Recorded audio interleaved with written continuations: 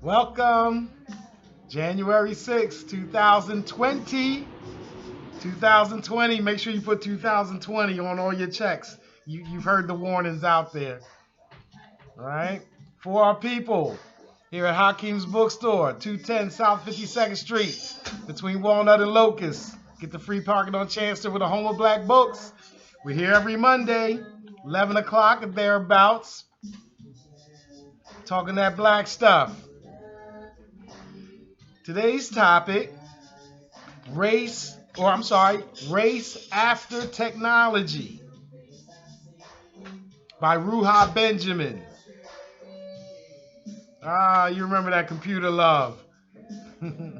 So we're going to talk about race and technology. We're going to talk about how the technology can help or hurt us depending on how well we embrace it, right? So on the one hand, will the revolution be televised? Will we be able to use technology to communicate better with each other, to create online protest movements, to coalesce in cooperative economics and businesses?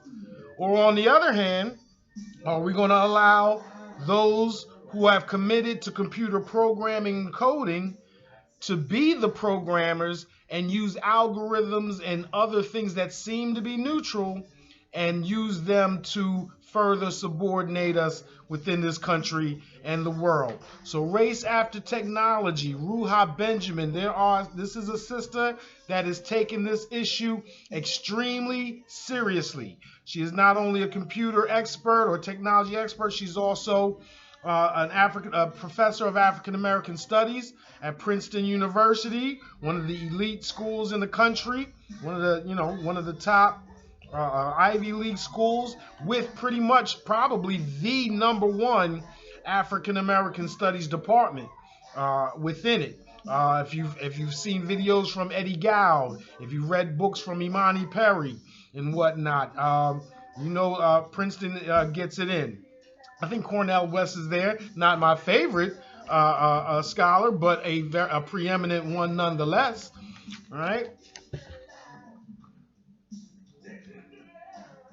Remember, we're honoring For the People, originally created by Listervelt Middleton, right? Brought black scholars from the halls of academia, all the autodidactic scholars, the Francis Cress Welsings, the John Henry Clarks, the Ivan Van Sertima's. The first time I saw these brothers and sisters dropping knowledge that I could not find in college or high school or whatever, first time I saw that stuff was on For the People. And so we got to carry that legacy forward.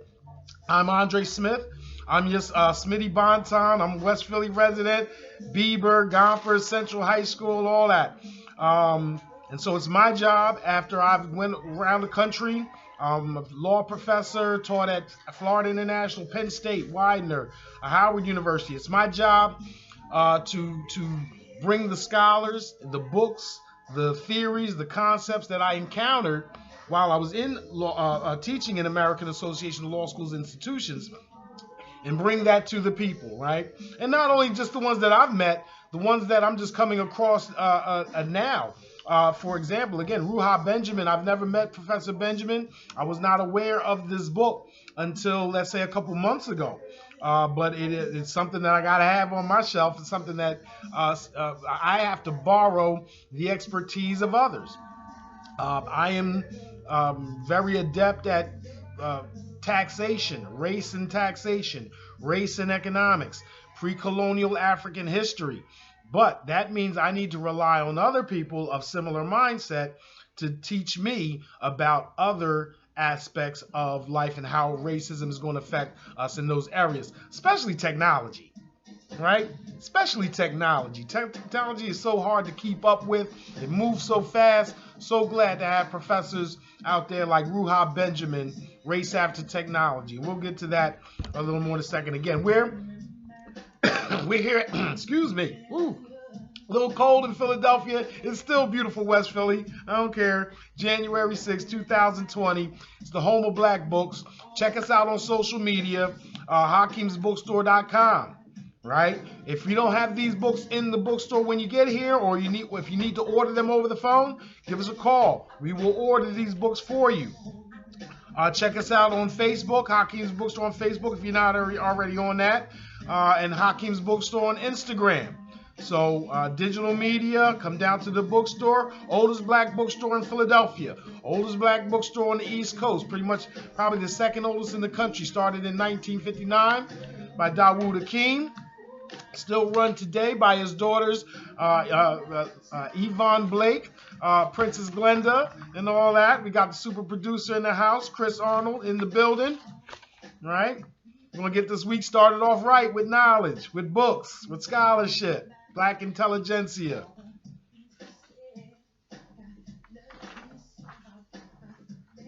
Shout out to John Singleton, the memory of John Singleton. Has it been a year? One of the most underrated. I mean, I know folks like him, but when you really look at his body of work, underrated. We don't even see Higher Learning on Netflix or anything anymore. And Higher Learning, we need to watch that movie again, given the climate that we're experiencing now. Right? Wow. Remember the times, the greatest gift Michael Jackson ever gave us. And he gave us a lot of good stuff. But you ask me, remember the times? John Singleton, this video. And remember it premiered prime time, 8 o'clock, ABC. Remember, this was a big thing when it came out. And then to come out with Iman and Eddie Murphy as Egyptian pharaohs. Oh, man, Magic Johnson in the, woo!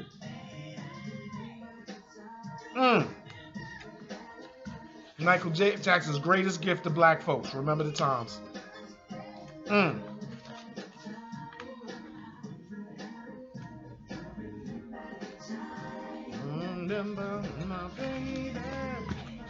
Shout out to the Orishas in Cuba, right? Just saw the letter of 2020, right? Which matches up with the ways of the Orisha, new book that we have here in the store, right? Okay. This is not just all ancient history still going on today in 2020 in Cuba, right? They take the Yoruban culture, the gods, the Oshun, Ogun. They take it very seriously, and every year, 2020, the Orishas of Cuba offer a letter of prediction or a letter of foresight into the coming year. So shout out to a law professor that I used to work with, Larry Catabacker over at Penn State, for hipping me to its existence. Speaking of remembering the times, you guys know from last week, I am very proud to be very close to completing my third book. I've got, I guess you can call it a rough draft. It still needs substantial editing, right? Do our papers over and over again. Got to be without any mistakes and all that. You got to play our position precisely. But I'm very proud of where it is. It's going to be called AfrolanticanJurisprudence, 6,000 years of extraordinary commitment to equal protection of law in pre-colonial Africa. It's subtitled The Black Student's Guide to Law School Success, right?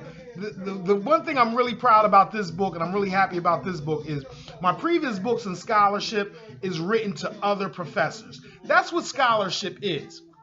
Scholarship in academia is a conversation between scholars, right? A lot of times we're not even thinking about the public. Even Race After Technology, this is a great book, but you can tell it's written more or less for other scholars. You'll note by the citations, we're trying to include, when we write all these citations at every page and all these footnotes, what we're doing is we're trying to include all these other professors that have large in the game and include them in our conversation, right? And so those are the books that I've published before, Tax Law and Racial Economic Justice, Taxes, Death, and Trouble, and whatnot. What I'm actually so excited about this new book is this book I wrote for students, right? This is a book that I wrote for first-year law students, for collegiate students, for people that are even thinking about the law before you even get there, Right? Number one, I want you to read the book and decide whether you even want to go to law school. There's a lot of folks, law school is too expensive for you to go there, not like it, and fail out. And law schools are going to fail out a certain percentage of it. It's just the rule. It's not right, but that's the way the game goes. And so somebody's going to be stuck with $30,000, $40,000 in loans and don't even have, and won't even make it to the second or third year.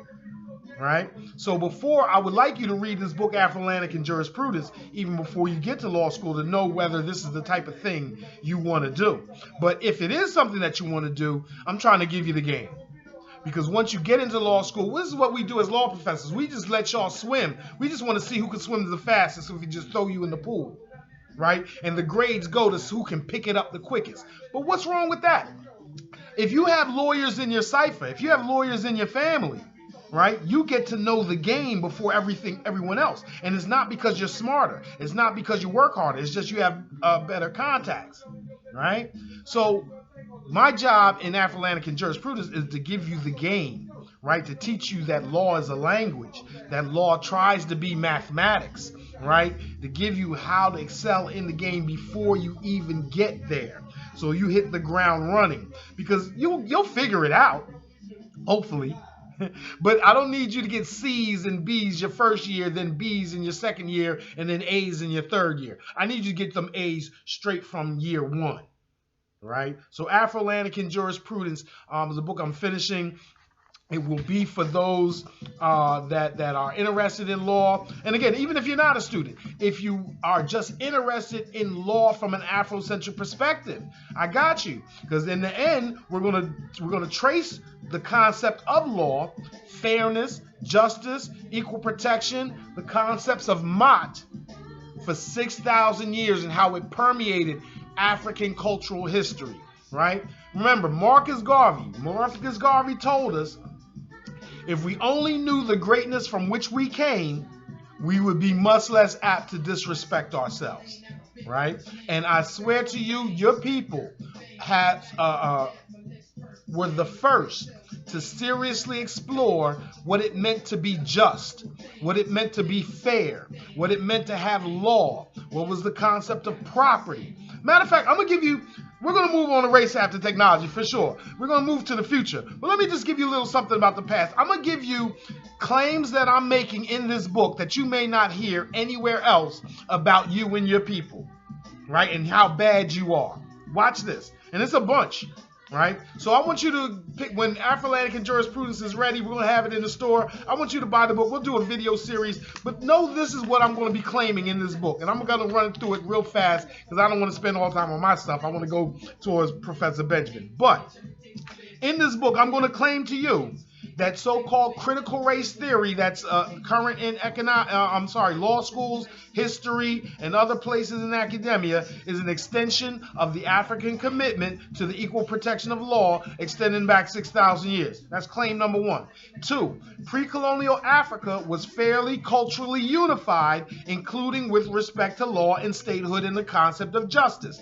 3, pre-colonial Africa created from 10 to 20 nation states prior to Western Europe having any. Okay? And that advanced African civilization and culture was transmitted to the rest of Africa from its height in Egypt, but the transmittal point is Nubia and Kush, right? Iron technology is how we spread the ideas of statehood, agriculture, property, law to the rest of Africa. The Nubian states of Kush were the first in the known world to institute elections, to have a council of state, to include a queen mother, and a council of state with queen mother that had the power to impeach the king. Okay, so again, we talked about Wakanda before. I love the movie Black Panther, but that government that they presented to you as Wakandan was not even as sophisticated as the state of Kush 3,000 years ago in their ability to elect their kings through a council, and Killmonger would have been impeached by the Queen Mother, Shuri, and the rest of the council, right? If he were wild. He wouldn't even have been eligible because he wasn't the son of a queen, but we're not even going to go there. I'm going to keep it moving. Pre-colonial Africa was preeminent in the world as to the veneration of women, including as goddesses, oracles who were judges, priestesses, and matriarchs like pharaohs, candaces, and queens like Nzinga, Judith, Kahina, preeminent in the world. So when we hear talk about black male misogyny, it misses me. I miss it. Because I know Africans and black folks have venerated women far above any other people in the entire world over thousands of years. Pre-colonial Africa, Egypt, Nubia were the first to have bring due process and equal protection of law. They included women as full persons. A woman in 2000 BC in Egypt can sue on her own behalf, not in the name of her father or her husband. The right to be heard, hearings of administrative and criminal and civil trials, archives, contracts, wills, inheritances, leases, loans and credit. We're talking 2000 BC. Egypt is split up between the Old Kingdom, Middle Kingdom, New Kingdom, and then the Greek and all that stuff. The Old Kingdom, there is no invasion of Africa from anywhere outside until at least 1500 BC. The Old Kingdom is from 3000 to 2000, and all of the kingdoms tried to resurrect the greatness of the Old Kingdom. The Old Kingdom is where the pyramids are built, where the sphinxes are built, etc., where the statehood is established. And that's clearly African because there's no recorded invasion or even migration into Africa from the outside before then. The oldest book in the world, the Teachings of Ptah-Hotep, is a legal case book for law students, right? Some people will venerate it as the oldest book in the world, but they still don't take it far and tell you how deep it is. It is a law book. It is a case book that would be used in the mystery systems to teach you to be a scribe, which Asa Hilliard said was the profession to have in ancient Kemet. Oldest book, these legal textbooks included The Tale of the Eloquent Peasant and The Teachings of Khanem-Hotep. There was a series. It ain't just one. Ptah-Hotep was the first administrative law professor. Pre-colonial Africans were the first to establish criminal trials by jury, trial by record, a schedule of criminal penalties, the first to abolish the death penalty. Shabaka of the 25th dynasty did that. Horemheb of the 19th dynasty set those criminal penalties. And again, everyone else in the world was just death, right? You violated the law, you got killed or exiled. To actually have a schedule of penalties based on the seriousness of the crime, again, your people. The pre-colonial African criminal justice system aspired to operate without favor. We can go. Let's leave Egypt. Let's go 2,000 years later to ancient Ghana and Mali. And Ibn Battuta, one of the great Arab scholars, go in there and he said, of all the people in the world, it is the Negroes who abhor injustice the most. They pardon no one who is guilty of it.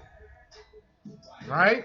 That's going from 2000 BC on the east coast of Africa to 1400 AD on the west coast of Africa. And that's prior to any European invasion or subordination. Ethiopia was the first state to provide food free of charge to all of its citizens, or any citizen that was in need, at the table of the sun. Pre-colonial Africa was committed to religious tolerance, which some scholars criticize as naivety, right? That we allowed too many foreigners in our midst, and that's how we were taken over. From a legal perspective, it is an advanced commitment to equal protection that we treat everyone fair, including foreigners.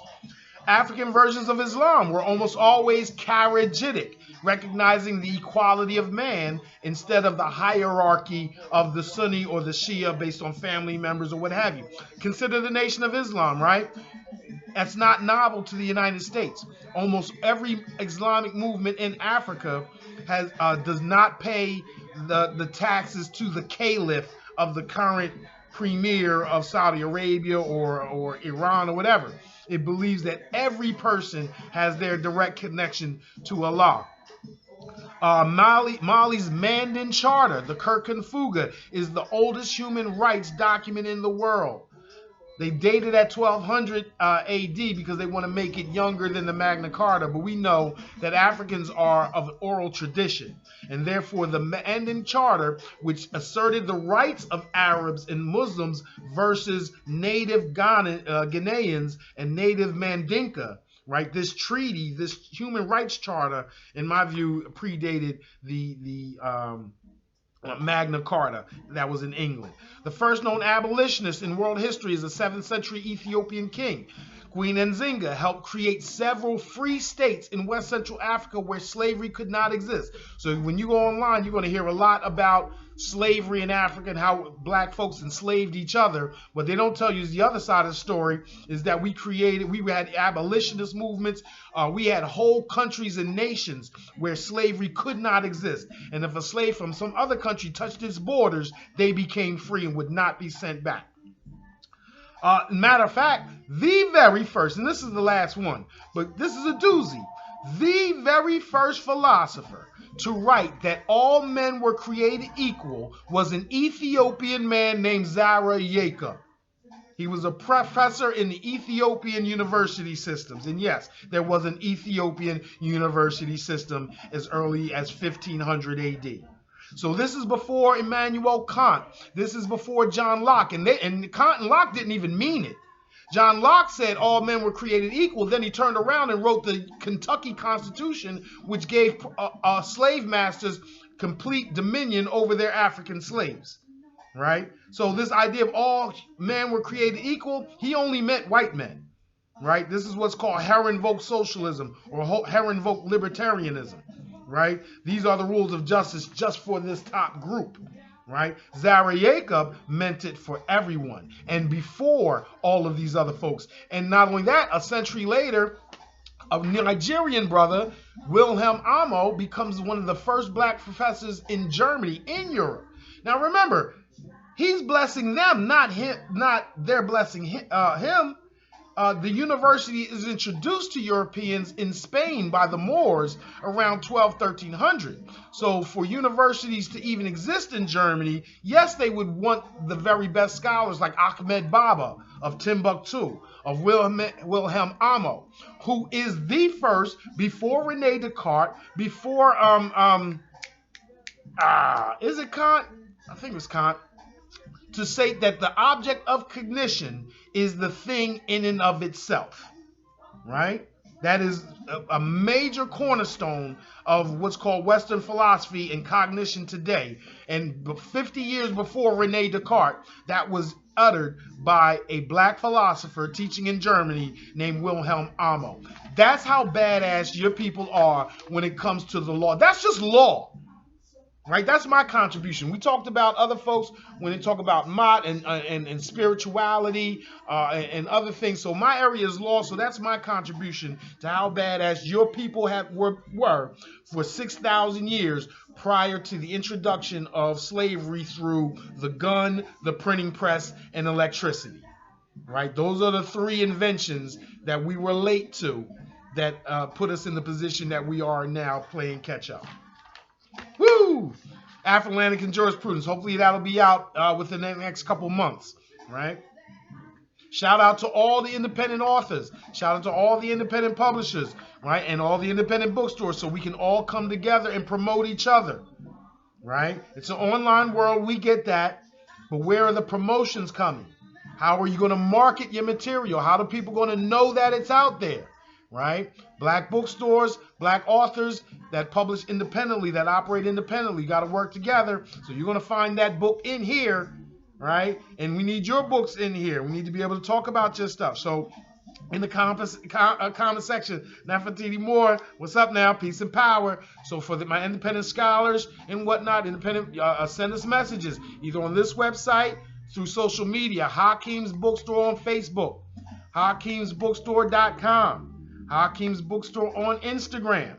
We got to do this, y'all. All right? Collective Economics. Thanks for everyone that was interested and saw the episodes for the book Collective Courage by Jessica Numhard Gordon. All right? The principles of Kwanzaa. We need to keep that going all year round. Collective Economics, Ujamaa. Now, a thing about Kwanzaa, I wanted to mention We know that Kwanzaa is, the principles are written in Swahili. We know that it was created by Maulana Karenga. We know that it is greater than Maulana Karenga, but we also know that Karenga has a history that a lot of us may not appreciate, right? And it's used to denigrate Kwanzaa as a holiday or a festival. But let me say this. I think there is no holiday, right? We can criticize Christmas, we can criticize Kwanzaa, we can criticize Hanukkah, we can criticize any of them. There's no concept, well, there's no object, there's no thing that is perfect. There's nothing that can, I can tell you how 1 + 1 doesn't equal 2 half the time. We can criticize anything, right? 1 snake head and 1 Oscar. You got 2 fish? No, you still only got 1 fish. 1 female rabbit, 1 male rabbit. You got 2 rabbits? No, you got 10 rabbits. Right? So anything is contestable, right? Anything is contestable. But what is the good in it? Right? That's what I look for. And and more than that, every holiday festival that we talk about, from Kwanzaa to Christmas to Hanukkah, whatever, goes all the way back to us. So the said festival, the Egyptian solar calendar, the Kemetic solar calendar, dates back to 4123 BC. That's why when you see the destruction of black civilization by Chancellor William, he dates black civilization to 4100, because that is when the solar you had to have some type of civilization to know that a solar calendar, to create a solar calendar that accurately describes a year as 365 days. And they did that as far back as 4123, right? So even though pharaohs, the pharaonic dynasties, are not till later, remember, there was people and nations and learning and whatnot prior to then, right? And they participated in what was called the said festival. The year is 365 days. They broke them down into 12 30-day months. Each month has what? A god that represents it. So again, the mixture of science, civil living, and religion was all intertwined. 12 months, 30 days apiece, that's 360 days. And after that, a 5-day festival, right, to celebrate the end of the year, celebrate the plenty that hopefully you've accumulated and then dole out to the people you love, the said festival, right? So this idea of celebrating at the end of the year is timeless. It's timeless. So, and I don't care who you consider the creator and what form you worship or celebrate that creator, especially since when it comes to identifying and worshiping the creator, it all goes back to us anyway, right?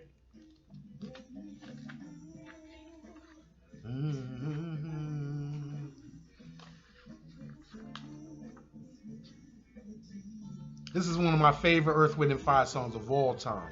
Keep your head to the sky, y'all.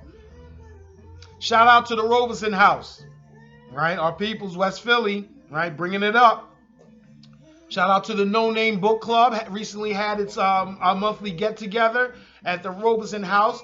I'm chastising myself for not being there. Right? Look like a swell time. I will trust and believe I'm gonna be up in there next month for sure.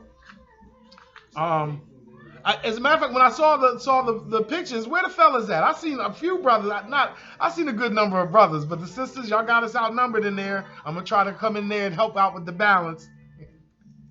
Their books for February, we got them on the shelf. Die Nigga Die by H. Rap Brown, the former head of SNCC, this student nonviolent coordinating committee. Right, in the 60s, H. Rap Brown was the past president. He also fostered their short-lived coalition with the Black Panthers.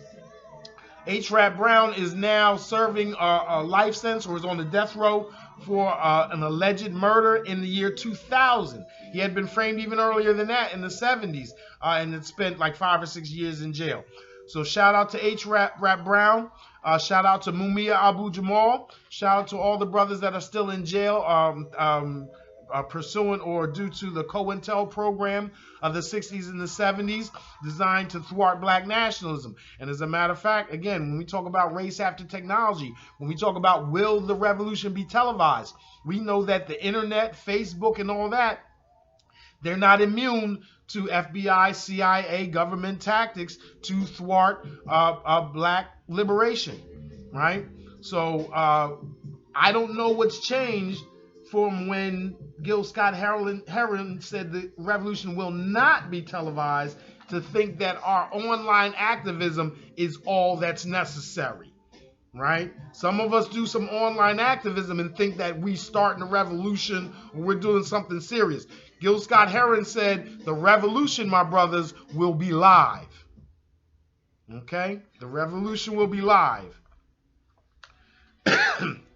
On top of Die Nigga Die, I want to say the other book of the month from the No Name Book Club is Sabrina and Karina by Kali Fajardo Einstein. I'm not familiar with that book. I need to get familiar with that book, right? So it looks like they're doing like one fiction and one nonfiction a month. That's cool. I gotta admit, I need to up my nonfiction. I need to up my fiction game. I do a lot of scholarship. I do a lot of historical stuff. Right, I need to up my game with stories. We got him here. We got Jesmyn Ward. Matter of fact, let me give a shout out to Jesmyn Ward. We got some of her books in the store, and not only that, she has also entered the comic book realm. So she is now co-authoring science fiction-based comic books and black futuristic books like that. So shout out to Wolf Warner and his comic book cipher on YouTube.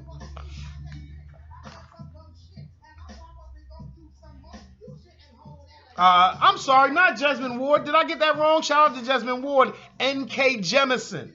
N.K. Jemisin is the futurist artist, author that I meant to reference, doing great things, writing novels, but also comic books and others. And again, I think it's a great way to get our kids to read, right? It's one thing to pile books that I want the kids to read on what level I want them to check it out. But comic books, the Boondocks, right? We got the new Boondocks cipher in the store, right? Getting your kids to open them pages, getting them thirsty by any means necessary.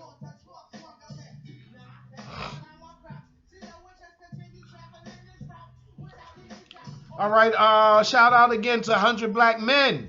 And its new president, Joe Wilson, my brother from Winfield, my brother from Central High School, my brother from University of Maryland, who also comes around, helps us out in the store. Shout out to Joel, right? The sponsor of the I Buy Black program, right? So it's good to see 100 Black Men has a president that we know is absolutely 100% into the cause and down for black cooperative economics. And since we're talking about race after technology, again, Joel gets a second shout out for his tech core, right? And then for his computer programming classes for the youth out there. Man, that's valuable. If you have the opportunity to meet up with that brother and learn computer coding for free, woo! That's a resource. Build up that human capital. Relatedly, let's shout out the 2020 African American History Challenge, right? I think, did I read that that's going down in Philly on January 18th? I know that the national finals, I believe, is in Atlanta, Georgia, right? And in June, I think I want to read it somewhere that sometime in January in Philadelphia, a 2020 African American History Challenge. Shout out to all them. Shout out to Sharif El-Mekki. Right, we gave him a shout out with regard to Kwanzaa. I read a little something online about his Black Teachers Initiative. All right, shout out to all the brothers that are teaching in elementary, in high school, and middle school. Shout out to Dr. Mallory, Mr. Wiles, all the teachers from back in the day that put it to us, right? That weren't afraid to whip out the ruler instead of sending you home to your mom, taking care of it right there in the school. I'm not a fan of corporal punishment, but I'm not religious about it either. Shout out to Tobias Harris, right, for his donation to that Black Teacher Initiative, right? We talked before about lifting as we climb, about black millionaires and billionaires. Tobias Harris just signed that $100+ million contract and whatnot, and immediately shared a piece of it with his community, trying to inspire black teachers to how to use. And again, athletes, we want them to do as much as possible, realizing and understand the reason Tobias Harris is where he is because he concentrates almost exclusively on his sport. However, those of us that operate around these individuals, right, we are the ones that have to bring these programs to them. We have to bring useful and well-constructed programs, regular programs with and let me say this, with the money being tight. Right? Accounting is the backbone of any successful institution, black or otherwise. Trust in each other, right? When we do that correctly, that inspires others to give more money. It was a recent controversy. We're going to talk about Howard University. Is a good book about the student protests back in 1989, right? NYU Press. Great book coming out about that right now. And there was a protest movement at Howard last year, right, about the conditions at Howard. And it seemed to all be sparked about the fact that somebody in the admissions department had siphoned off over $1 million in scholarship money, right? And oh my God, it's so terrible. And what is the administration doing? Well, let me say this. I support Howard's administration. I support President Wayne Frederick. I met him one time. I taught there 4 years ago. And in my orientation, he said it was his goal to end the Howard hustle, right, where folks would try to get over financially on the school. And the reason why that's important is because that $1 million that people are siphoning off through financial aid or whatever, that's money that you got to fix the dorms with, right? That's money you got to fix the heaters and the boilers with. And more than that, if people are to give money out of their paychecks, if millionaires or billionaires are supposed to give scholarships and fellowships, they have to be certain that that money is going to where it's supposed to go, or they're not going to give it. So I understand a lot of people think black people aren't tight. We aren't about rules and whatnot. Again, we created accounting. We created record keeping. We created law and regulation and what have you. When it comes to trust each other, cooperative economics cannot exist without trust, right? Which means we got to stand tall, stand forthright, principles of Mott, and calling out people that don't do it. But again, the point being, though, back to Tobias Harris, thank you for trusting our brothers and sisters. Thank you for trusting in the organizations in Philadelphia that are doing well, because Tobias Harris is not a Philadelphia native. Right, he could have gave that money to Long Island or other places he's from. So shout out for supporting the area, and that's actually paying the Sixers to pay you. Shout out to Danielle Outlaw. Right, good luck. Right, who knows the Danielle Outlaw, the new commissioner of police in Philadelphia. Right, coming over from Portland, Oregon. I do not know her style. I do not know her history. I understand that she has a TED Talk about community policing that others have promoted favorably, right? So all I can say is, in this climate, especially with how entrenched the police unions are and how hard it is to change methods and practices and attitudes, all I can say is to Commissioner Outlaw, good luck, right? Now, I'll also say this. I also think it's misplaced for us to ask the police commissioner to be responsible for reducing crime, right? It's not it's police's job, the police job, to catch crime, and real criminals, right? However, stopping crime or reducing crime is economics, right? If people that have something to lose, people that have money, people that have a good job, typically don't go out wilding, right? It's when you have nothing to lose, when you have to take great risks, right, that you involve yourself in criminal activity. Shout out to Professor Samuel Miles, my economics and criminal justice professor way back in the 90s and what have you, that explained this very reason, that people act rationally, even criminals, and it depends on the environment that you are in, the tendency for those to commit crime and not crime. Has nothing to do with your color or whatnot. It is your circumstances and the opportunities around you. So until we as Philadelphians, so we as black folks, create businesses that and enterprises that are going to employ our youth, they are going to look elsewhere to satisfy their material needs. And that's just a fact, right? So we can put all our hopes and wishes, and I wish the new police commissioner luck. I hope her style of policing is much more fair, much more humane, right? And humane, I said that like we're animals and whatnot. It is just, right? That you bring a sense of justice to the police force. However, at the same time, I understand, one, how hard it is to turn around a battleship, especially when those involved in it have union membership. And number two, we need to create the economic conditions around in the city that helps prevent crime and deter youth from going into criminal activities. So shout out to Malcolm Jenkins. Shout out to everyone else that was involved in the selection of the new commissioner.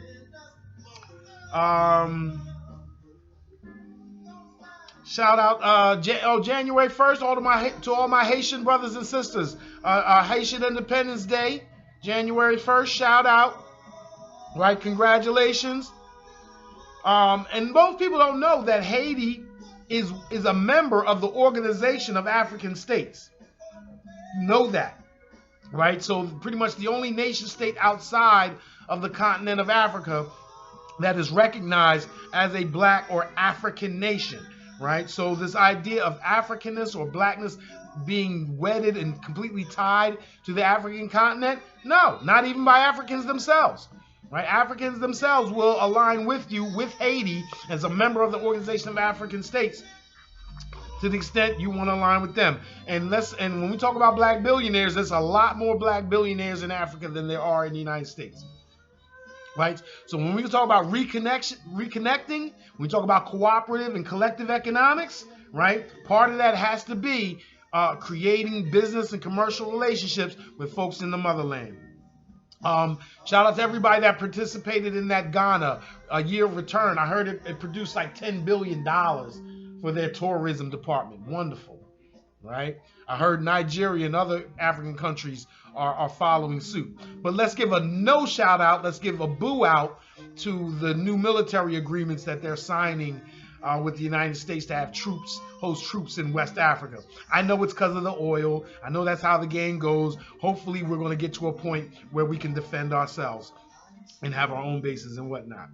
But speaking of Haitian Independence Day, know that there is a connection with Philadelphia. For those that don't know, remember Philadelphia was popping back in the day, the 18th century, early 19th century. Do you remember Girard Bank? You know Girard Avenue? You remember Girard Bank?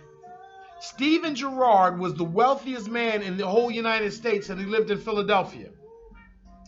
One of the reasons he got so rich is because Toussaint Louverture, after the Haitian Revolution, entrusted Stephen Girard with the Haitian treasury, with that money. Stephen Girard disappeared on them, absconded with the cash, and most believe that it ended up here somewhere in Philadelphia. So guess what we have here as an institution still honoring Stephen Girard? Girard College, right? So Girard College is likely an institution of education built on Haitian money, built on money from the Haitian Revolution. An interesting thing is they didn't allow black students in Girard College until what, the 1950s or 60s or something like that? Later than that, right? Later than that. So I'm glad not to hold that against the current principals and the students at Girard College right now, but know the history. Know the history. When we talk about reparations, you can include so many stories just like that. So how about some good stuff on the other hand? Shout out to Progress Plaza, right, on the north side in North Philly, celebrating its 50th year anniversary, the first black-owned shopping center in the country. And let me say this, I hate to address this right now, but I think you got to, right? The drone strike or the missile strike on Iran by the Trump administration. I'm not going to go too deep into it. War is war. It's not something I support or what have you. But just know that I see a lot of memes talking about Trump is just trying to undo what Obama did and what have you. Again, I'm an economics person, so I always want to know where the money's at. And I looked it up, and a month ago, 53 billion barrels of oil was found in southwestern Iran. And if we just take oil at $100 a barrel, that's $5.3 trillion worth of oil, right? So it probably shouldn't be such a surprise. We can condemn it. It's not that we should not be morally appalled, but when there's $5.3 trillion barrels of oil at stake, we know that a black man invaded Libya, so we know this white man has no qualms with invading Persia, which, on the other hand, Iran is short for Aryan. So they still believe that they're the people from the north that took over from a formerly Eurocentric folks. It's a lot of complicated stuff. That's why I didn't really want to go too much into it, because there's so many moving parts. Interesting thing for me is, I thought with the oil that's now in West Africa, in Nigeria, Ghana, Brazil also has oil, Venezuela has oil. I actually thought Trump and his neocon partners were pulling out of Syria, pulling out of the Middle East so that they could grab greater control over the Western Hemisphere. I personally thought him and Putin, their arrangement was, you take care of the Eastern Hemisphere, we'll do the West because it's too expensive for us to tread on each other's toes. I thought they were going to operate 21st century, or at least try to save global white supremacy in that fashion. But it seems that I might be wrong, that America still has its claws and its interest still in the Middle East more than I had assumed. So, whatever beliefs we have, we need to adjust them based on the facts.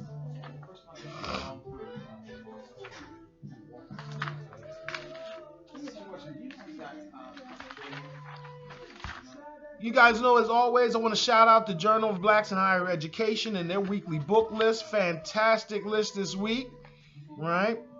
I've got a couple books that I absolutely will be putting on my shelf. I mentioned that my book coming up is Afrolantican and I almost need to stop the press for this book that just got published by University of North Carolina Press. A Black Jurist in a Slave Society, Antonio Pereira Rubacas and the Trials of Brazilian Citizenship. Woo! Again, I haven't read it. I don't know the author. It's just come across my desk, and I need it, right? A Black Jurist in a Slave Society. That's pretty much what I'm talking about with Afrolantican jurisprudence.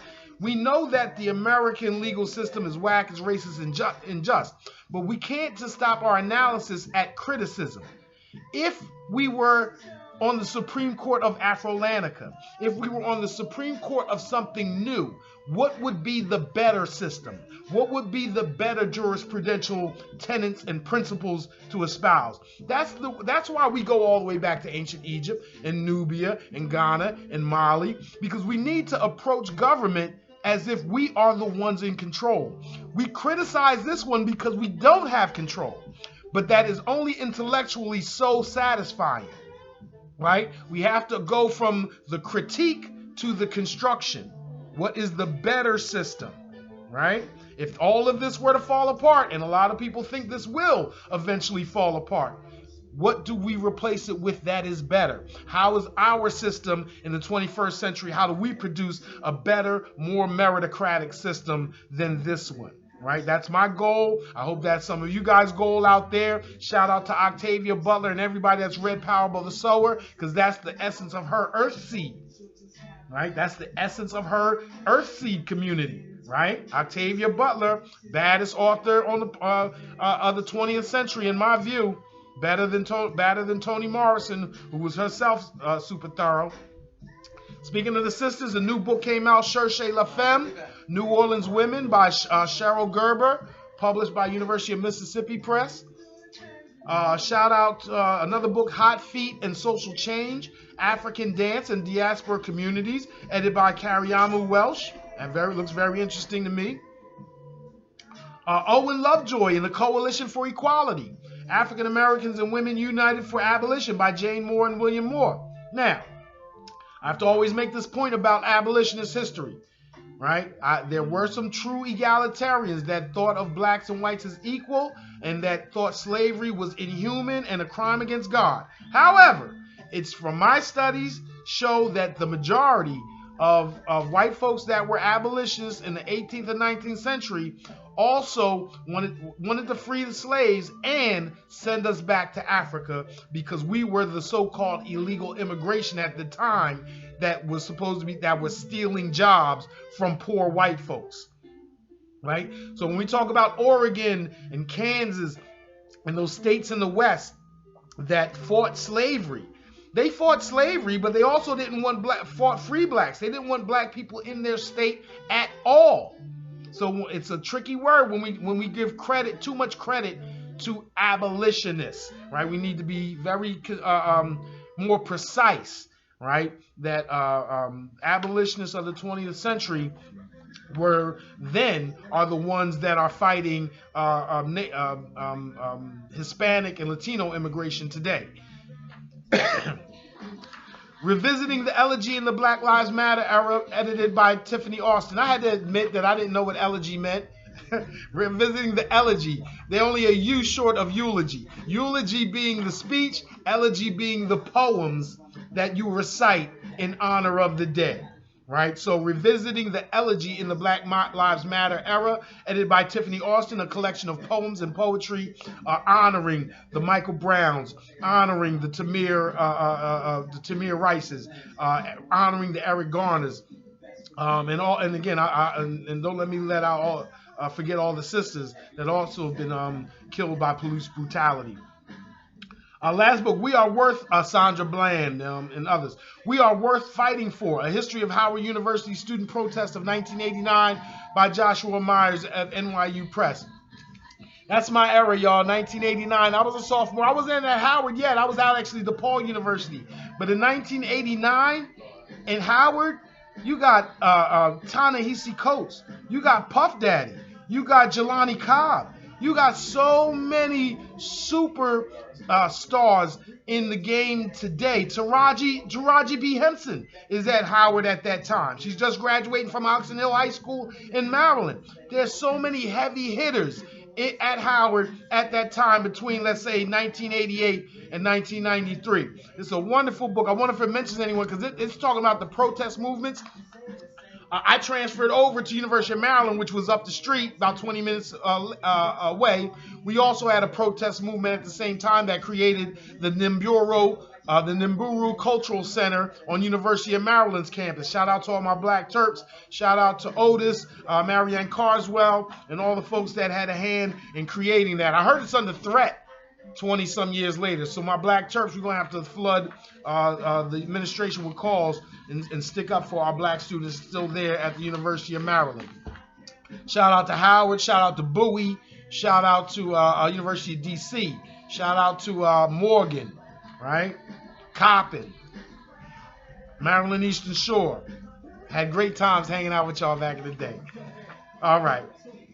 So let's talk more about, more specifically, Race After Technology. Right? Race After Technology by Ruha Benjamin. Right? We've referenced technology and STEM throughout our shout-outs and recaps. We have plenty of books here in the store that are addressing the racial, closing the racial academic achievement gap. Right? Matthew Lynch right here. The Miseducation of Black Children. Dr. Kemet Shockley. Kill Them Before They Grow. Right? Michael Porter. Right? That's a line, right? Bob Marley. Right? Kill them before they grow. I shot the sheriff. Right? Instead of dealing with us as men, they're neutering us with lack of education and by criminalizing our children, right? By putting these police officers in our schools and getting our kids criminal records before they even graduate. With that criminal record, and I have to insist we pay more attention to the fact that on top of a criminal record, they're giving us fees, fines, they're charging you for your jail cell, they're charging for all that, interest Restitution, kids are leaving juvenile detention with thousands of dollars in criminal justice fines and fees. They're called law enforcement financial obligations, and they're so big that you can't ever pay them. And if you miss a payment, you get an arrest warrant for contempt of court. And they'll even charge you, in some states, they charge you 75 cents a mile for the cop to serve the warrant to arrest you. And then for the hotel fee, for the jail cell that you'll spend the night in as a hotel fee. And don't want any medicine, toothbrush, make a phone call, more fees and more fees that you'll never ever be able to repay, or at least that's their goal, right? To get you trapped into the system. Debt is the new slavery, right?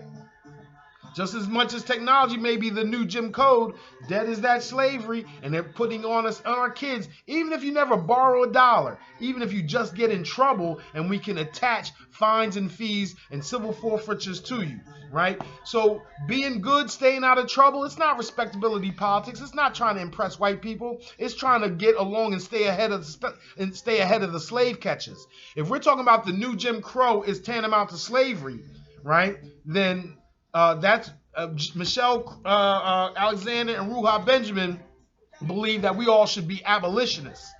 So it's not about impressing white folks. It's not about being moral. It's about staying ahead of the slave catchers. Is why we're trying to keep our kids out of trouble, trying to get them employed, trying to get them apprenticeships, internships, all types of collective opportunities, right? So what does she mean specifically by the new Jim Code? All right, specifically speaking, she says the new Jim Code, the employment of new technologies that reflect and reproduce existing inequities, but that are promoted and perceived as more objective or progressive than the discriminatory systems of a previous era.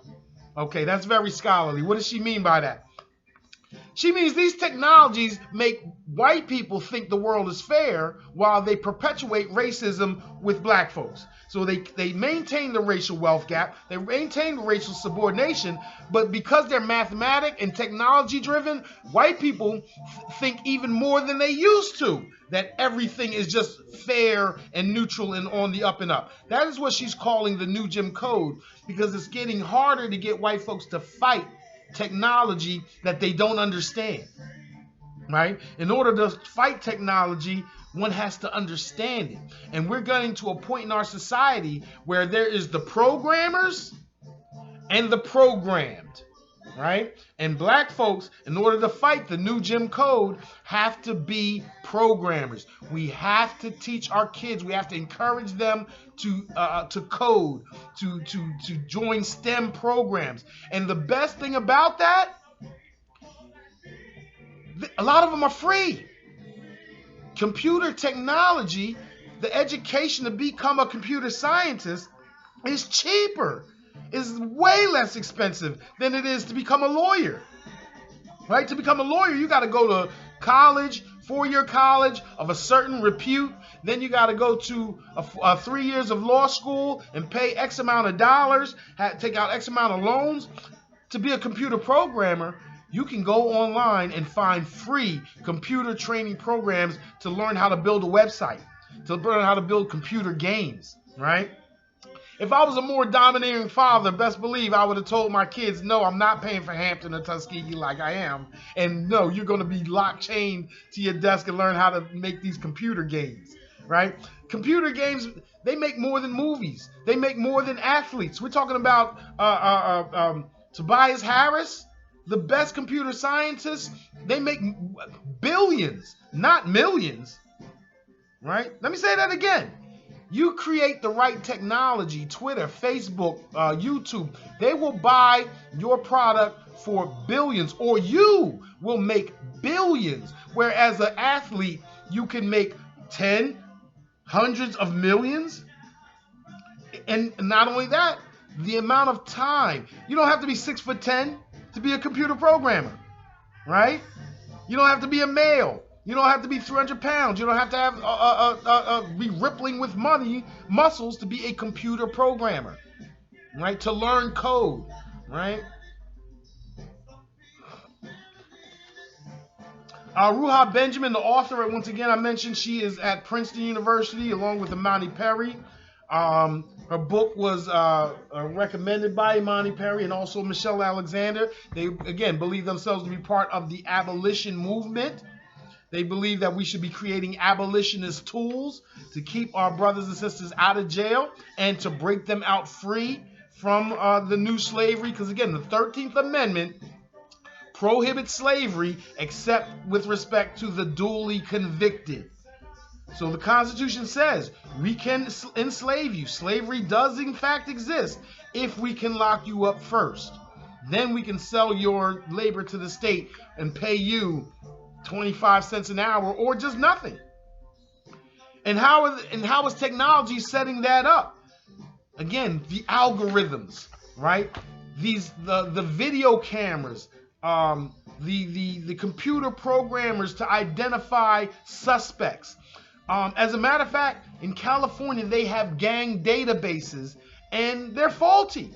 The technology puts people who just happen to look similar on this database. And if white folks can't tell the difference between black folks, neither can the computer programmers, because the computer programmer is no better than the person who programmed it.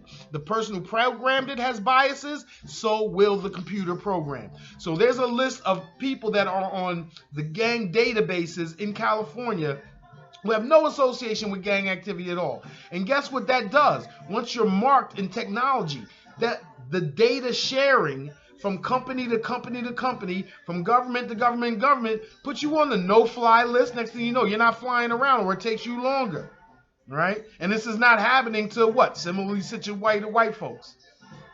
Your name as a proxy, Andre Smith, Tyrone Jackson, right? These computers pick it up and find that you are likely to be black, or you're likely to have this type of job, or this type of unemployment, or whatever the case may be, and that you're risky.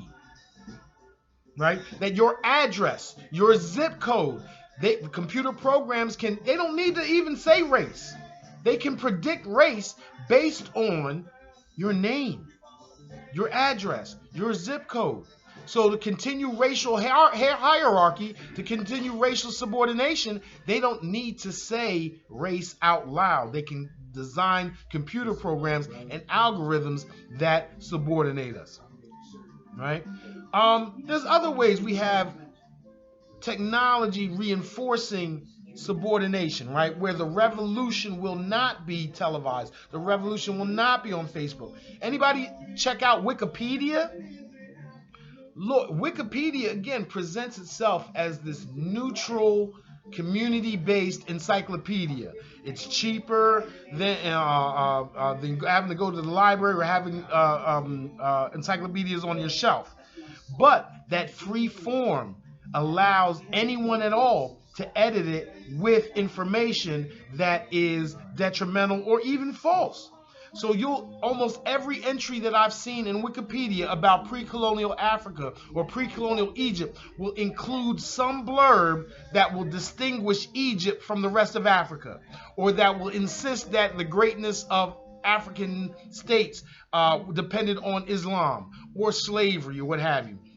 So again, this resource that pretends or that purports to be better than what used to be, just as Ruha Benjamin said, it's a new technology that reflects and reproduces the existing inequities. In other words, it reproduces the myth of black inferiority, but it's promoted and perceived as more objective and more progressive than the schools of the past. That's what she's talking about with this new Jim Code. That's what they're talking about with the new Jim Code. Driverless cars.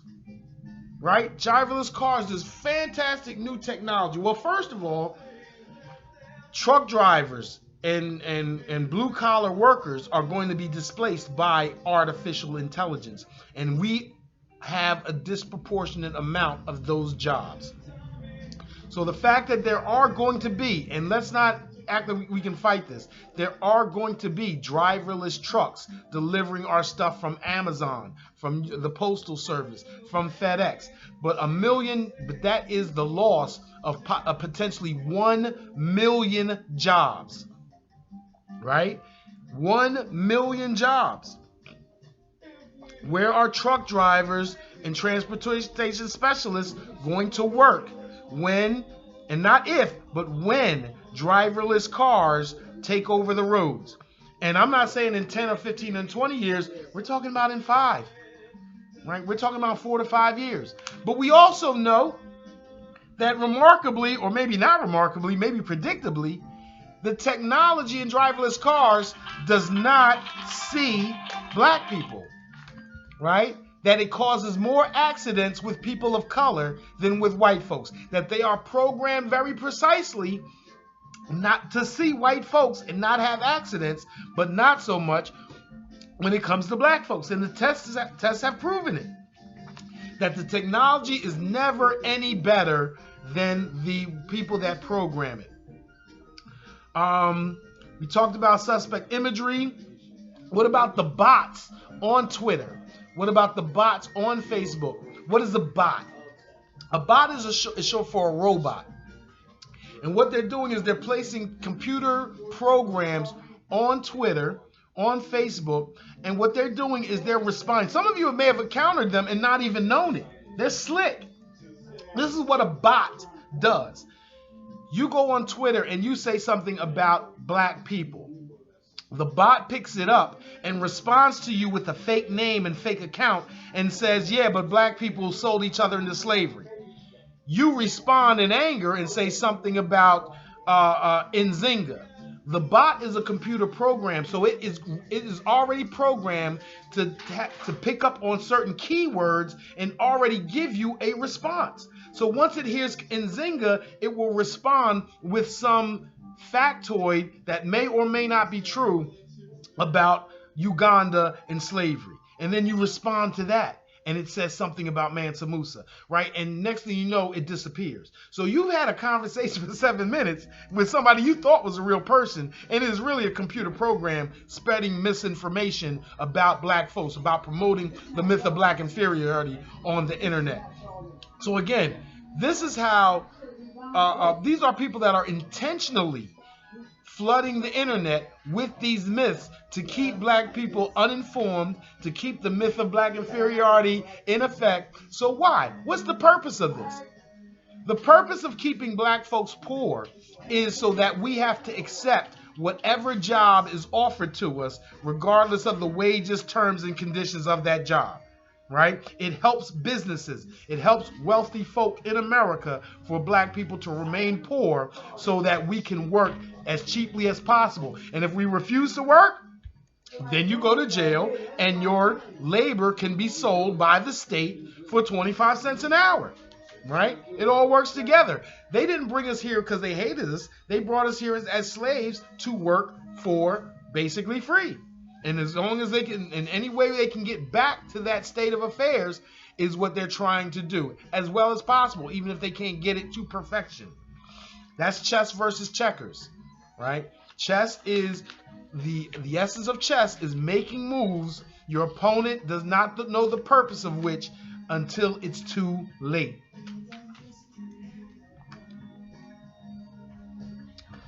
Now, there's positives. There's positives about race and technology. As a matter of fact, let's start with one. Ruha Benjamin points to a computer program out there that reminds me of Paul Mooney. You know the comedian Paul Mooney?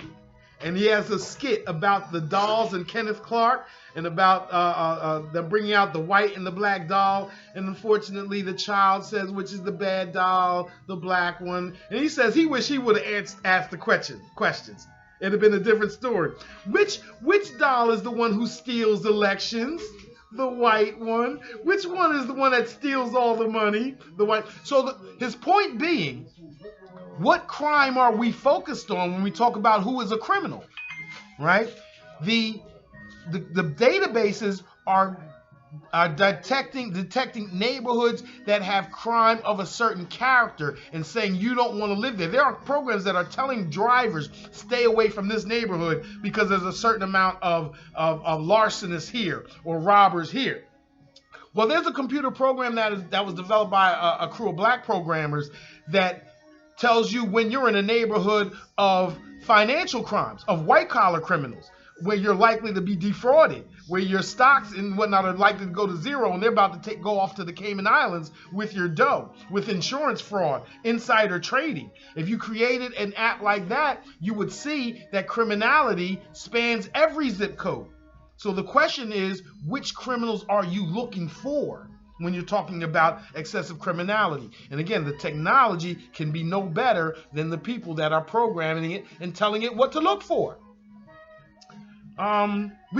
You can buy privacy from the internet, right? But how much does that cost, right? So again, when we talk about black capital accumulation, building up our financial, human, social, and political wherewithal, it's not just to have it.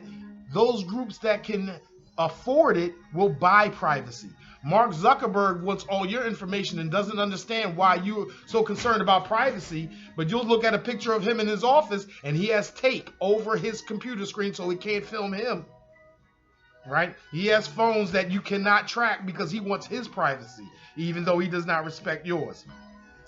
Thankfully, Ruha Benjamin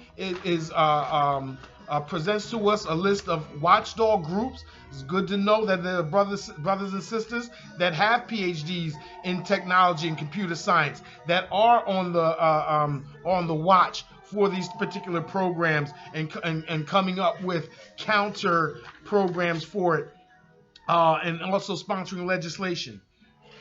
Again, we have to be either the programmers or we're going to be the programmed.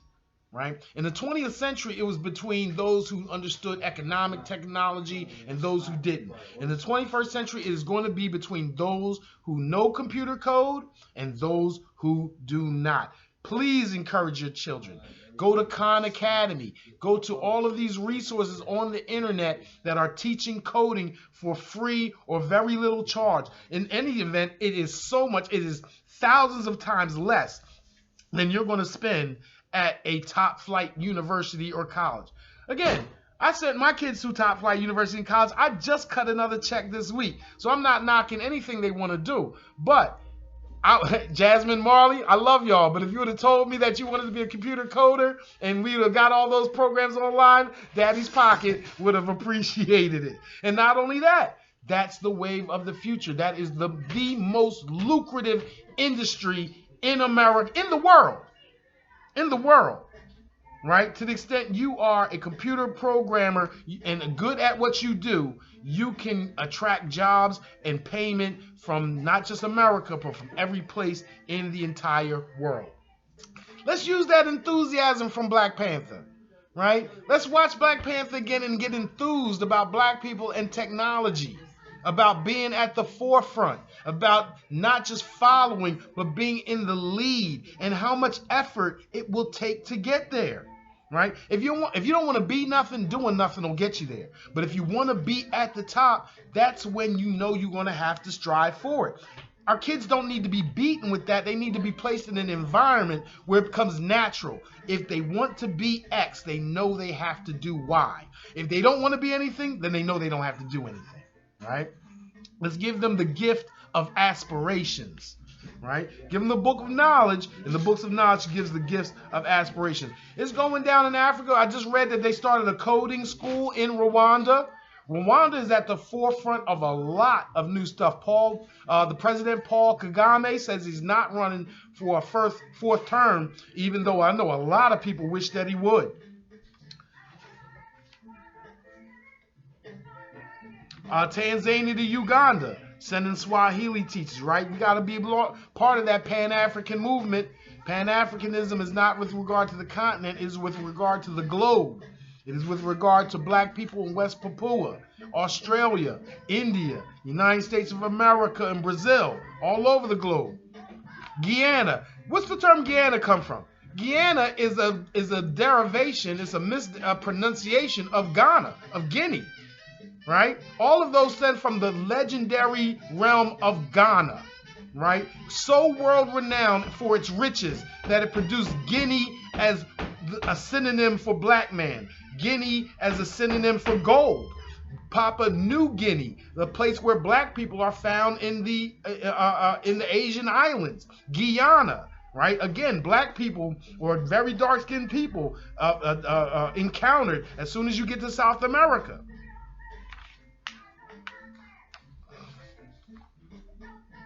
And let me tie all this up. Let me give you one quick thing that even, I don't care. All right, let's put the children to the side. Let's say you're 30. Let's say you're 40. Let's say you're 50. Let's say you're 60. How can you get in and make some money off this technology? What about websites, y'all? Right? Every person, right? We're worried about other people stealing our name, our image, our likeness, our data. How about we control it? Every person should have their own website, almost no different than every person having their own business card. Why let other people represent who you are online when for very few dollars you can have a website, AndreSmith.com, AndreLamontsmith.com. I'm sure there's other Andre Smiths out there, right? AndreLamontsmith.com that tells the world who I am based on what I say, on the content that I put out there. And hopefully, again, to accept payments, to conduct business, to show people what skills I have, right? That type of website, that type of technology is not expensive. It is not hard to learn, and yet it is fundamental to us being committing to cooperative economics and collective operations as a people general, right? So, website development, Khan Academy, these free courses online are not just how our 10-year-olds and 15-year-olds and 20-year-olds can get a greater grasp of technology and learn a lucrative skill. It is how we as 30, 35, 40, 45 years old, maybe we didn't take school as seriously as we ought to when we were there. Maybe we had certain issues. Maybe the schools we had certain issues. Maybe the teachers had issues with us. Whatever the case may be, it's never too late to learn. It's never too late to add additional skills and exploit them to your benefit. So, if we're going to leave this off, when we talk about race after technology, there's lots of people that are using technology to keep us in a subordinated and subjugated position. However, technology is a tool. It is something we can use. We have been at the forefront of using technology and tools for the past 6,000 years, and there's no reason to think that we can't use the internet and computer coding to our advancement and our liberation. So, as always, let's better educate ourselves and our children. Let's start and patronize black businesses and institutions. Let's stop unduly criticizing each other and promoting the myth of black inferiority amongst each other. Let's accumulate human, social, financial, and political capital. That's an increase in black power, black capacity, black potential energy, right? That is the revolution that will not be televised. We'll see you guys next week, 11 a.m. on Mondays for our people. Hakim's Bookstore, 210 South 52nd Street, in between Walnut and Locust. We're going to see you next week at the home of black books. Hotep.